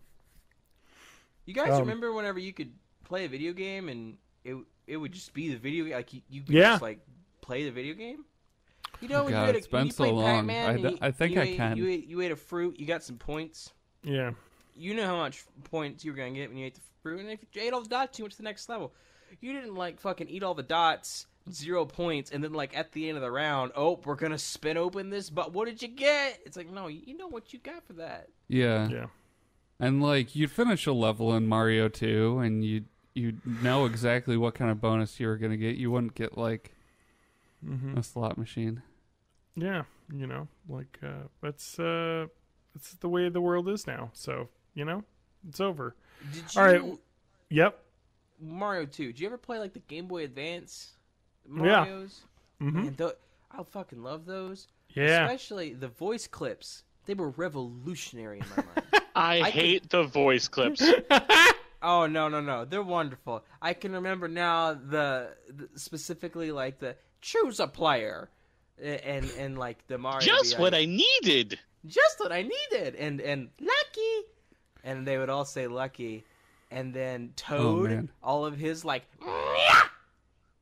gravelly and then like low bitrate distorted Toad was awesome. Gotta love the audio that you could get out of that Game Boy Advance card, you know. If that Mario movie gets made, Mario has to only speak in like short, truncated phrases. No, like, I'm actually hoping that it's more of like a political commentary film. Yeah. About how immigrants make this country great. Yeah, I mean, actually, you know, I'm kind of hoping that the people at Illumination just haven't seen or heard Charles Martinet ever, and they're like, wonder what an Italian plumber would sound like, and they go the route of like the old CDI games of like, Mario, I'm in Brooklyn over here. We're gonna fix your toilets. And it's like, look at these minions. They're running around. They're fucking crazy. I'm gonna fix your toilets, minions. There's a bunch of fucking turtles and mushrooms. What am I, on acid or something? And then the Goombas are all going to be basically like minions, but like shaped like Goombas. Yeah, they're going to speak like really fun gibberish that's also sort of got bits of Portuguese in it. It's going to be real fun. And it's funny because they don't speak English, which is that's why minions are so funny. Yeah. You know what they could do is they could get everyone's favorite Italian-American actor, Bob Hoskins, to play Mario. Is he still alive? He is not alive. Dead. No. He has long been dead. Both Zombie Hoskins. Bob Hoskins died. Dennis Hopper, Bob Hoskins, both dead. If only Luigi Mario. back as Luigi. Famed Luigi Mario. Italian-American John Leguizamo. Yes. Okay, we have to end the podcast at this point because we are at the end point. Does anyone have any final words before they forever hold their peace? I object. Phoenix Wright. It's a good game. Nah, Objection. They're all bad. They're all bad. Like I don't discriminate. Yeah. Because in order to discriminate, you got to have criterion. Yeah. In which you discriminate by. Yeah. I don't. It's prejudice at the apex. Fair enough. You can't have prejudice. All right. Well, I think that's going to do it this week. Let's wrap it up here. You can follow me on Twitter. Yep. We can do our outro. No, Yep. I'll do this first. I'm going to play a little audio clip that I made that I think will teach us a little bit of something about what it's like to be in America. And I stole this from the Morning Stream podcast and put some very inspirational music behind it. Oh, I think you remember you told me about this. I want to end this segment by talking about the importance of understanding the lessons that we learned in Super Mario Odyssey. This game centers around Mario at his literal lowest point, climbing back up through his friendship with a hat that allows him to inhabit not anybody, but his enemies specifically. Those that are either incidental or actively trying to hurt him. The game ends, spoiler alert, with you rescuing yourself, Peach, and Bowser by inhabiting Bowser to get out of a crumbling moon. This is all in Super Mario Odyssey. This is all here in front of us. The only lesson that we need to learn is think, am I better dying in this crumbling moon or trying to inhabit Bowser so we can save us?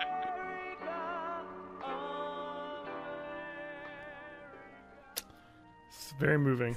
That's my favorite thing in the world. That's true. I mean, I like that analysis. But what podcast is that from? The Morning Stream. Okay. They're like a morning show, but not terrible. Cool. Well, Yeah, that's Matt's plug for the week. So you can find Matt on the morning. No. No. Our website is borntheeighties.net. We put episodes out there. I got an episode with Lance I did last week that'll be up tomorrow. If you listen to this live, if you listen to the recorded version of this, it came out last week, what I just mentioned. So that is John_Danger on Twitter. I tweet horrible things like Jar Jar Binks fan porn. Just regular things. And that's it. I guess, Matt, what are you doing lately? Oh, jeez. I'm just working on some music stuff. It's getting towards the end of February, so I'm hopefully going to be finishing up my February song. And probably within the next couple of weeks, I'll have a whole new link for you all to just go listen to shit on Spotify and get me like 10 cents. Spotify affiliate. TJ, speaking of affiliates. Speaking of affiliate, in my quest to become a Twitch affiliate, I've been streaming. Lots of Twitches. I was going to say Twitch is my bitches, but, whatever. Come join me and the other low-res heroes at twitch.tv/May of May, and listen to me just retweet garbage shit over at May of May 84 on the Twitter. Spanky, where can we find you? Or where should we find you? Well, I don't know where. Apparently, I can just drive by and pop up in this podcast by just appearing. But yeah, so here's a lesson for everybody that doesn't show up to the live. Well, stream. If you show up in the chat, you might just end up on the fucking show. I want. That's how we roll. No, but I want to say that I know that you launched a new thing recently that I listened to the first episode of. Yeah, well, I really actually, enjoyed. You listened to a first part of it, so. Yeah. So, Ewan and I, my co-host who's usually on the show with me, have started a new podcast called While Away, and it's basically a segmented podcast. We do 4 segments every episode, and the first segment of the first episode, which is guest starring Demon Tomato Dave, that segment is called One Man's Trash. You can find that on YouTube. You just search Brightside Reviews on YouTube. That's for Ewan's channel, and that's where it's currently at. Should be either the very last few days of February or the first few days of March. You can find the podcast feed at spanky.works. Right now, I don't think there's anything on that URL, but it is a URL that I have. I think it's just a white page right now. But that's where the feed will be located whenever we start going live. I just basically, it's all edited, it's all done. I just we haven't put the music on it and actually made the website for it and did all the stuff that you're supposed to do whenever you put things on the internet. So but the good news is that when this episode comes out, as long as you're not listening to this episode live, the website and everything will probably be live. Yeah. So through the magic of time travel, it's probably live whenever the listener will hear this episode. Anyway, it's about just whatever shit we want to talk about for the most part. The first episode has weird. segments. What's that like? Yeah, the first episode has 4 segments of One Man's Trash, which is where we talk about a movie or anything that someone hates, or that most people hate, but that person likes. So it's their treasure. Love that concept. They gotta defend it. Then, like everything I like. Yep. Yeah. Then we got Popcorn Corner, which is where you and I discuss a movie. We discussed Star Wars. Okay. And I believe we recorded that episode in very early January, so it was back whenever everyone hadn't seen it and had full opinions yet. Yeah. Third one is I forget what the hell it's called. It's about video games. I got really drunk one night. Ewan was like, "Hey, this is a good video game," so I bought it and the prequel and all the DLC and everything. It was Life is Strange, as those video games. I like that game. I think, man, I wish I could remember the name of that segment, but I'm not with a good memory. Well, you'll find out in March when the website's live, right? Yeah, so. And then the last that's called episode, the cliffhanger. The last segment in the episode. Yeah, the last segment in the episode is it's kind of a game show actually. So it's called Diplomatic Deception, and what it is, Ewan is a Canadian, I'm an American. we have to, whoever is the deceiver has to present a fact about, or not about, but at least a fact that has to do with the person's country of origin. And the other person has to decide if it's bullshit or not. I like that. Mine, I told the story of a frozen dead guy who has a celebration thrown for him every year annually in America. And you could spoil this for yourself and just Google it and figure out whether that is bullshit or not. But it was a very funny episode to record, and Ewan didn't know the subject of the deception. Nice. First, so that's the 4 segments that are in the first episode. They're the 4 genders. The 4 genders of our podcast. They're fucking long episodes, but they're gonna come out monthly. So yeah, that Popeye discussion, which is the first while away, is like an hour and a half, I think. Yeah. We noticed that like when we record podcasts, we just talk about stupid bullshit forever. So we're gonna do it monthly, but there's gonna be roughly 4 to 5-ish hours of content. In every month. And every episode. And as someone who just sits around at work doing nothing most of the time, I appreciate your long podcast. Yep. Yeah.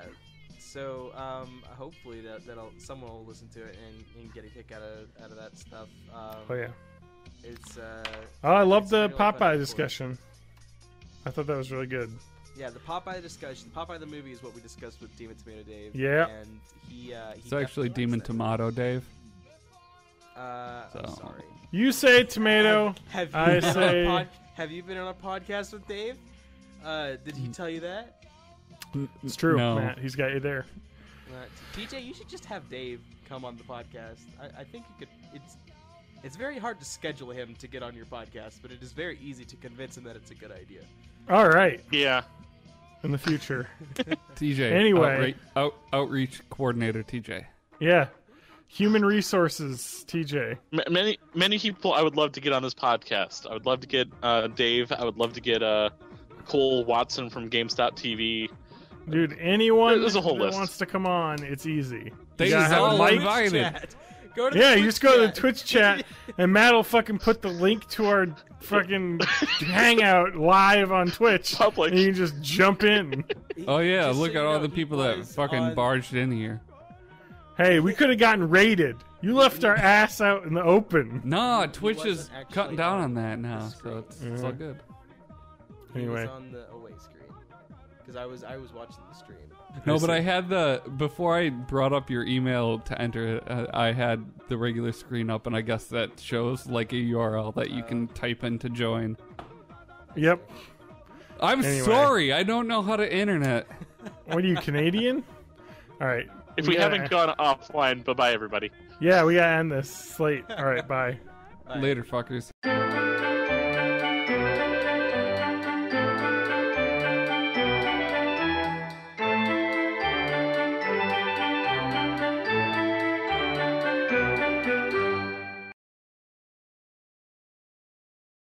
You have to watch.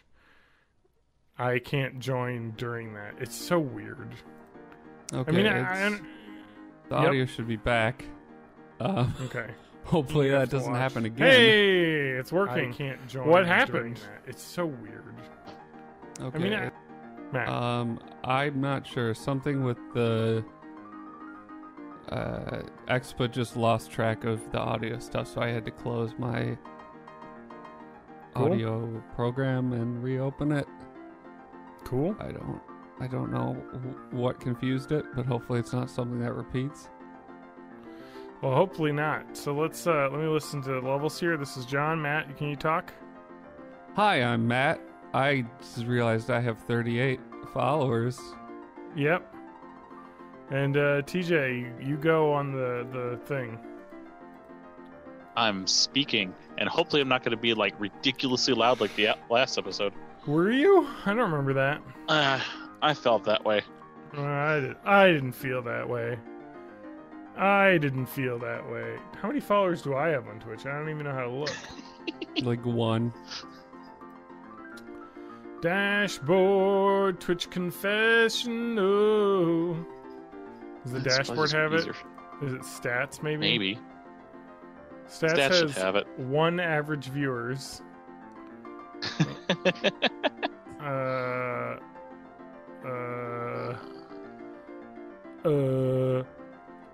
don't know. I don't really care. I should probably listen though. All right. Let me get back to the YouTube. All right, everyone quiet. John Dangerbanger. I think we all sound pretty good. Matt, do you want to listen to that too? Just go back like a minute and a half and listen. Let me know. John, you've got 8 followers. 8? Fucking followers. tits. I'll go ahead and I'll just make that a prime number. Yeah, you know me. I want my Twitch Prime number. I think I well know at least 75% of your followers. I don't know who Pitbull 1973 is. Or Jetlagger. Other than that, it's Adam, me, Matt. We got Man Kitchen. We got the Brettons. Yep. We got the Brettons, and we got Aaron. I forget what Man Kitchen's first name is. Chuckos. Yeah, I follow him on Twitter. Yeah, it sounds good to me too. So I'm gonna turn TJ down a tiny bit though, if only because his audio quality is a little bit lower, so it just may be a little harsher. Yeah. So, but Matt and I sound about the same. You're harsh in our buzz. I'm talking about myself. All right, you guys ready to start? Because I'm ready to. We should just get going. Let's fucking get this baby going. Let's light this rocket ship. Let's kick the tires and light the fires, baby. Let's light the tires Whatever and kick that the means. fires. Just make sure you switch the coming soon to the video. So You can't tell me what to do. Okay, it's good. all right, I just want to make sure it isn't just our face. It's my face. All right, That shit's my face. welcome.